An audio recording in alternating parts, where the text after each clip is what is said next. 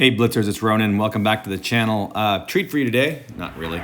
You're watching a couple of my replays, had some fun ones, and I normally don't post replays. I like to watch others play and talk about their games, but these two required some fun. The first one is myself here in Canyon, playing with the unbelievably great OBJ268. And I'm going to point out some of my smart moves and my not so smart moves to help you out with this map. First of all, I just shot there for no reason. That was a mistake. It's a bad move. There's a bad chat doing a circle at the top of Canyon there where normally the B cap is. That's a bad mistake, but that was his mistake. Noticed I had a pretty good player from Storm in the Object 140. If you like the Object 140 or interested in the Object 140, we are going to feature it in an upcoming video, so stay tuned. I did have my chat off in this game, so I'm seeing the chat now. And some good commentary from this guy from Storm. He thinks he's really good. He's taught a lesson or two here.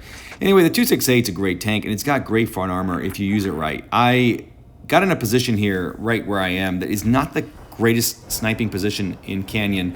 I didn't really know where the team was. A lot of people are going to the C cap of Canyon, so I was hoping to get some cross map shots on them. Instead, these guys kind of went middle. I mean, it's not a typical kind of Canyon spot, so I was stuck there. We also had this Conqueror here doing absolutely nothing. I purposely bumped him. Accidentally may have messed up his shot there. I was hoping he would kind of move up a little bit. I really wanted to go after this waffle, but quickly realized that there was no way I could cross this area right here and survive it effectively with that Kronvag in there. Tried to shoot a heat shot at the Kronvag in there and did not get it. It was too elevated. If I was in the same line as same elevation as him, I would have penned that shot. And then quickly I realized this 140 here is just kind of holding Hull down there. With -6, it's relatively limited what the 140 can do from there. And it ended up being basically a battle between he and I for this game. Somebody shot me there. It might have been the IS-8. As you can see, I was trying to get out of this position and didn't do a very good job of it. I couldn't get really much into the 140, so I resorted to shooting HE, which was getting good shots. The problem is I'm already down to 356 HP. Things were just not looking terrific in this match. It's 5-on-5, but I just was feeling like a loss. Another HE shot into his turret for 370. But then I realized, I could probably use a spot here, which I've used before a few times, and essentially side scrape. The 140, you can see in his comments, thinks that it's pretty dumb. I don't know that it's the greatest spot in the world, but it can work if the team is being aggressive over the mid. Now, a huge mistake here. That IS-8 over there was wide open for a shot. I realized it just about 5 seconds too late. And later on, and right, by the way, what you see me doing here is I'm just angling and sort of turning my armor. This guy said I didn't use my armor right, and I bounced I think a couple like 1,500 shots from him, and he flat out missed me for a whole bunch. This tank has great front armor. The sloping is awesome, and I don't know how I missed that shot. Probably should have aimed a second longer. But you see what I'm doing there? I'm essentially doing the traditional heavy side scrape. With the front armor of this tank, you can do that. It's got bad side armor, but you at a distance that an Object 140 is shooting, it's going to take a lot to hit him. This IS-8 just kind of sits there and gets cleared here momentarily.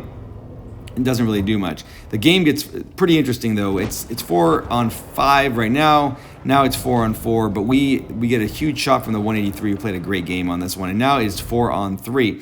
Now the 140 is still like the guy just tunneled me the entire game. I finally get an AP shot into him for 600 or so. He gets what is a Pramo shot into me. The guy was only shooting Pramo. And here you see what I'm trying to do is hide my radar spot finder, and I did, and then there he goes, he disappears, and I clear him with AP. That did not make him happy, and blah, blah, blah. I'm from Storm, you think I'm good. No, you're not. You're nothing special, bro. Nonetheless, he's dead and talking. So I wanted to make sure I cleared my camo there, or reset my camo, and yeah, it wasn't angled correctly. I bounced 1,400 shots off you there, 140. Now, they had a full health FV 4005. This guy wasn't good. He could have done a lot of good with his with that tank if he had used it properly, but he didn't. So I pushed him a little bit. Once I realized he was there, I stopped. I think it was now a 2-on-2. This 183 had quite a bit of health, and I wanted his help over here. The Bat Chat, I think he was a pretty good player, but he's been out of the battle. He's been sniping for a couple of minutes. I didn't expect him to actually show up, and I was hoping that this 4005 given that he probably wasn't a good player, would kind of be on his own there. I get spotted. And I could, again, you can see the 183 coming in. And what you want to do here, and I think he was trying to shoot me. So I was planning on HEing him and potentially clearing him, although if he's using the spindle thing, it wouldn't have. But nonetheless, that was a really stupid move. AP here would have taken him down to nothing. And what I did is I hit that little fence, shot blew up, and I didn't get it. I wasn't spotted, thank God, or he would have cleared my massive 79 HP, but waiting for the 183 was good. Now, here's where this gets interesting. It is 114 left in the match. I have 79 hit points. Our 183 has, as you can see, roughly 500. And their Batchet I knew was a one-shot. So switched to HE and used the awesome speed of the 268 to see if we could actually go ahead and find him. I suspected he was on the other side of the map. Our 183 went to cap. We had 33 seconds. There's no reason to get on cap. Maybe he was trying to draw him out. And as I was sitting over here looking around, lo and behold, there comes the Batchet, and I just got a very lucky shot. Thank you, Russian bias, and cleared him for the win. It was only an MC2, but 3,200 damage and 3 kills. Only lost 9,800 credits. Thanks again, Wargaming. Nice game by that 183. He had a terrific game, an MC1 with 5,800 damage and a few kills. So nice finish there. Next match, I think you will enjoy. I am tuning with Linus, the one and only Linus in New Bay. And this was a fun match. Nothing special particularly about this match, basically a tier 8 match. And we went to A cap in New Bay, as you should if you are on the South Spawn, in my opinion. And I went underneath, which I'd like to do with the 252U. I went, however, probably a tad too far here. Took a miracle shot and somehow tracked the Annie, but didn't pen. But I wanted to get this base capped. Figured, cap pressure can do something or other. Linus, as you can see above in the mini map, was above me, and I wanted to get a shot on this VK 30.02D. I did get an HE shot into him with 532 roll, which I enjoyed, and bounced a shot there. So as I'm capping the base, it is now a 5-on-5. Well, we have a T-34 pushing up top. We have an Annie over there, Tiger 2.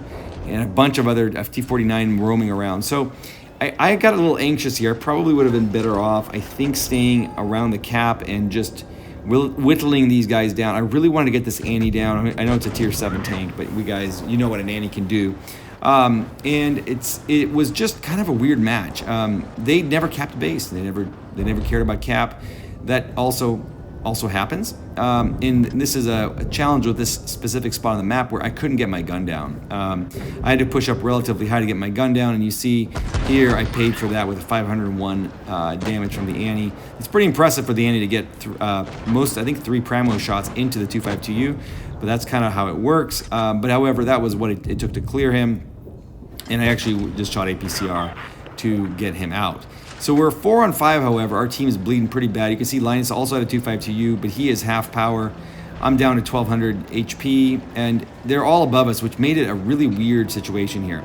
Not sure what I should have done better, but I just went ahead and pushed, trying to clear a couple of these tanks. I knew that they had relatively low HP up there, and also the 252U has excellent gun elevation, so you could reverse side scrape with it on these bridges if you get to the right position, which is what I was trying to do with both that T-34-2 and the T-34 Falcon and the T-49. Now, the T-49 played it right, but I did a lot of confusion here. I got 3 tanks on me, was trying my best to just draw them out and do something good. By the way, if you're watching this, you're getting bored, trust me, it's worth sticking around. The ending's fantastic. And it's not my doing, it's this ISU that's on our team. Get a shot at the 234-2. You can see now I got the Pantera on me. I have the T-49 on me. I have the T-34 Falcon on me. They're just like the whole team, which is what you should do with a 252, in my opinion. You get a lot of bounces, and this allowed Linus in our ISU to really do a lot of good there. I was desperately trying to clear this T-34 Falcon. He's just a player that you want out, and I did. That brought it to a 3-on-3. However, as you can see, I am out of hit points, and I got a T-34-2 on me. It's got a big alpha. And actually, it's that T-49 Hornet right there who gets a nice little shot. So who's left here is Cynthia in the ISU 152. I don't know Cynthia. Maybe you do. And Linus in the 252. Now, Linus has got tunnel vision for the 34-2, and he doesn't notice that T-49 Hornet just drops off the bridge. However, the ISU does and just wrecks him. Linus kills the 34-2 simultaneously and dies at the exact same time, leaving the ISU, Cynthia and the ISU 152 versus this Tiger 2.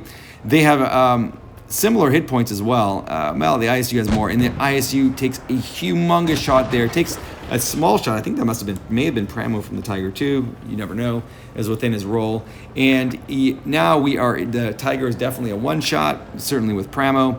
The ISU shouldn't be a one shot, but I actually took off I have chat off these days. I took it off so I could give the ISU some coaching here momentarily, because he had no reason to push. That A cap I got 5 minutes ago or so was still very viable with a nice point lead. I would have sat exactly there and waited the entire time. But the ISU this guy was good enough player. He was aggressive and decided, hey, the guy's not going to come. Given that you are unlikely to be cleared, you could push here. Thank you, Linus. My capping won us the game. I don't know that it did, actually, to be honest, but it helped. And so you can see the cap lead is just growing. But Cynthia gets anxious, wants to push. I would never have done this because you have bad gun depression on the ISU 152. However, you can see the side, using the side armor there, getting into position, waiting. The ISU is big, and what a big shot there. Clears him. Well done, Cynthia, clearing the nasty Tiger 2 there. You can see Linus and I had a pretty good game overall, but Cynthia carried the match. So it was a good finish. Thanks so much for watching. Please thumbs up the video if you liked it. Make any comments that you appreciate, and do sub to the channel.